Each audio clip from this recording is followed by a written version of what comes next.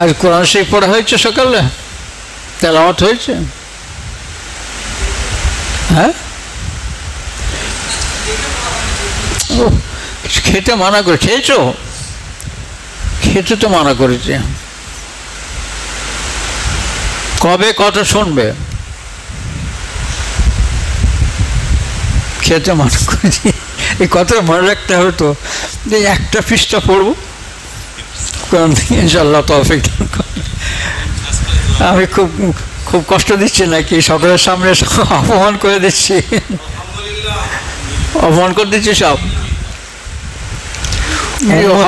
উম্মত কমজোর, মানে হযরত মেরে হাঁপিয়ে পড়তেন বড় বড় আলেমদের, বুঝতে পারি। আমার হযরতকে যা পেয়েছি এরম বাপ নসিবে কার হবে বলো? বুঝেছ? এত সহজে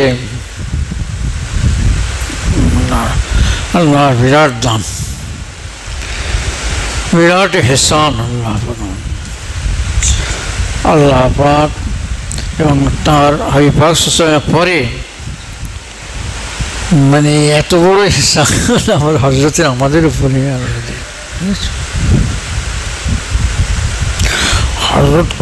হযরত খুব রাগী মানুষ ছিলেন, খুব।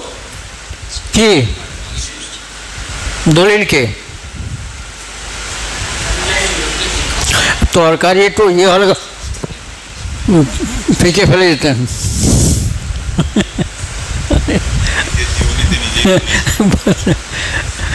তো আল্লাহ তোমার দিনের কাজ সারা দুনিয়া শামসুল আলম করেছ, জগতের সূর্য, সারা জগতে পৌঁছে দেবো, তো এত রাগ হলে কী করে?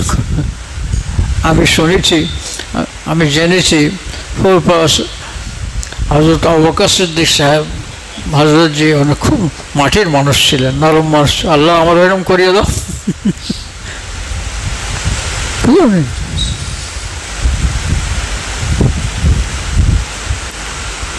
কি নরম দিন। বসে আছি ওখানে, বলছেন আব্দুল সালাম মাহমুদ সাহেব, আজকে বড় হুজুর মানে আব্দুল হাই সিদ্দিক আমার কদু শাক খাইয়েছে,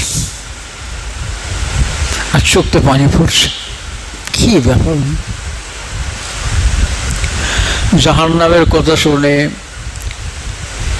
দুজকের কথা শুনে, বিভিন্ন ভয়ের কথা শুনে চোখ দিয়ে পানি আসে। আল্লাহর একজন প্রিয় বান্দা খাইয়েছেন কদু শাক, স্বপ্নে চোখে পানি আসছে। মহব্বত কি! ফিরে ফিরে ঠোকরাঠুকরি, হ্যাঁ বলো, সব সিলসিলা ভাগ করে নেবে। আমরা গোলের দল, তোমরা লম্বার দল, পা লম্বা,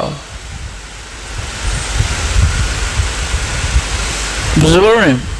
হ্যাঁ, বলে যাচ্ছে কথা। মহব্বত করে বলে,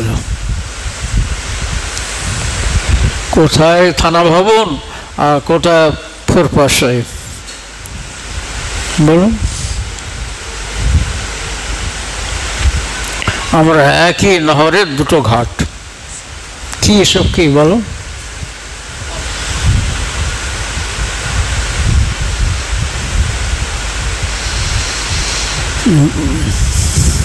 কলকাতায় হযরত আবু বকর কুদ্দুস সিররুহুল খলিফা আল্লামা রুহুল আমিন সাহেব হযরত থানবীরা কলকাতায় এসছেন, থানবীর হতে দেখা করতে এসছেন, দোয়া করবেন। বলে কি দোয়া করব? বলে যে ইমানের সাথে মত, আমার জন্য আপনি এই দোয়া করলেন।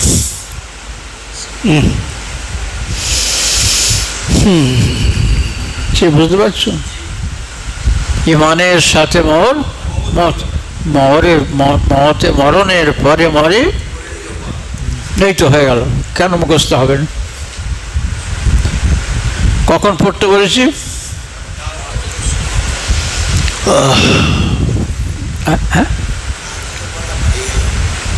ভারী হয়ে যাবে তো কবে? আর কত হালকা করব? সে বুড়ো বয়সে কি হালকা করব? সব এই পথে নামতে এসে যে জীবন, তোমার সংসার, পরিজন সব ছাড়তে হয়েছে দীর্ঘদিন, সব এত সহজে। সেই কথা বলছিল হযরত, খুব নরম, খুব সহজ। আল্লাহর শুকরিয়া, অসংখ্য শুকরিয়া আমাদের নসিব করেছেন আল্লাহ। হযরতের দেখার ভাগ্য লাভ করছে, মজলিসে বসার ভাগ্য, অনেক দিনের সোহবতের তৌফিক আল্লাহ আমাকে দান করে। অনেক অনেক অগণিত শুকরিয়া আল্লাহ তোমার দরবারে।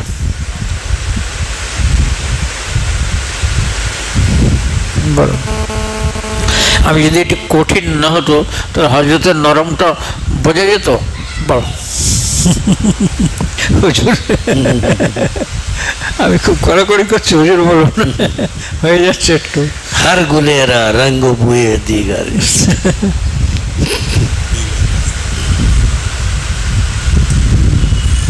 একটু করতে হবে, প্র্যাকটিস করতে হবে। তো জীবন তো এরকম করে প্রতিটা নিঃশ্বাস প্রশ্বাস, আমাদের জীবনের যে সংখ্যা আছে নিঃশ্বাস নেওয়ার ফেলার, তার মধ্যে থেকে প্রতিদিন কমছে।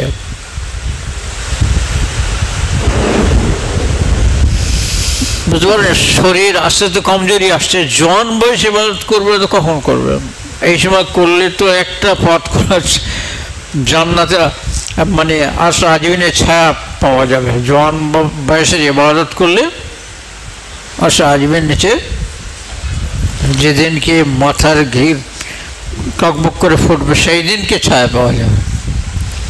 জোয়ানটা পার হয়ে গেলে তখন তো খালি আফসোস করবে। আল্লাহ, সেই সময় আফসোস, এখন একটু শক্তি আছে, এই সময় করে নিতে হবে। কমসে কম শোবার সময়, যে ঘুমাবার সময় যে তাহাজ্জুদ কঠিন মনে হচ্ছে না, ঘুমাবার সময় আমরা যেন আল্লাহকে বলে শুই যে আল্লাহ তুমি তাহাজ্জুদে তুলে দিও আর 2-4 রাকাত পড়ার তৌফিক দান করো দিল থেকে। আলহামদুলিল্লাহ, ইনশাল্লাহ সহজ হয়ে যাবে। একদিন হয়তো শয়তান উঠতে দিল না, কিন্তু সেদিন কাঁদবো মনে মনে।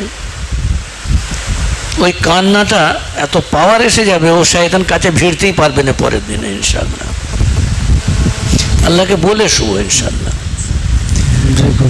এটা মনে রাখবে, খাওয়া আর ঘুমানো,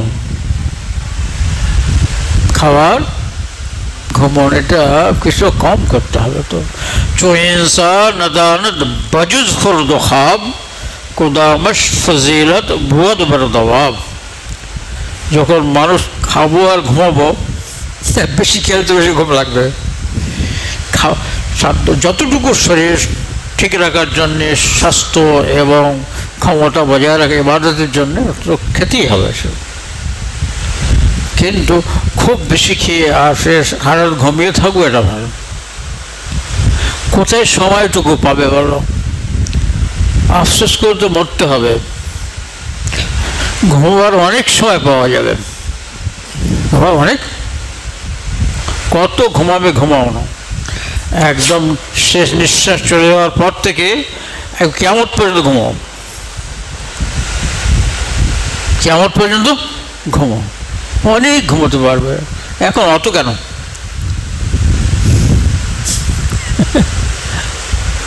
একটু চাপ সৃষ্টি করতে হবে মনের উপরে, প্রেশার দিতে হবে, একটু একটু মজা হাদার নেকি পাবে তোমরা, বুঝেছ? সংগ্রামের নফসের সঙ্গে ওকে যত দেবে চাই চাই, ওর তত চাই চাই।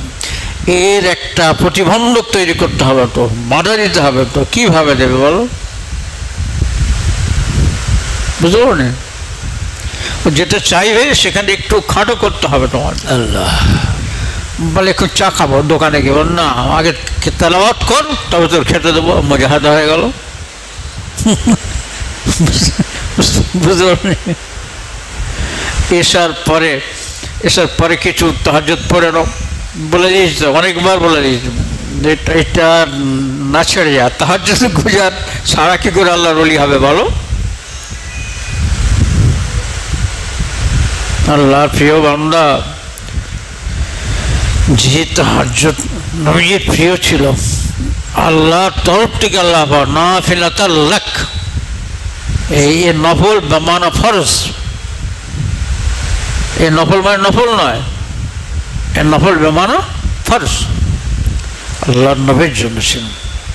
আল্লাহ কত সুন্দর কথা বলছেন, ইন্না রাব্বাকা ইয়ালামু আন্নাকা তাকুমু আদনা মিন সুলুসাইল লাইলি ওয়া নিসফাহু ওয়া সুলুসাহু ওয়া তাইফাতুম মিনাল্লাযীনা মা'আক। আপনার সাথেও কিছু ঈমানদার তারাও রাত্রে 1/3 2/3 আর অর্ধরাত্রে আল্লাহর কাছে দণ্ডায়মান হয়ে নামাজে দাঁড়ান, তাকুম নামাজ পড়েন। আল্লাহ তৌফিক দান করুন আমাদের সকলকে।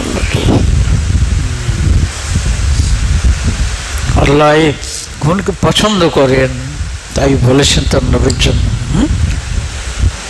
বলো কি জীবন, কি সংগ্রাম, কি সত্যতা! বলো মক্কা শরীফের জীবন আর মদিনা শরীফের জীবন, তার মাঝেও একটা এরকম আল্লাহর সঙ্গে কিছু সময় একদম ভেরিবেলি।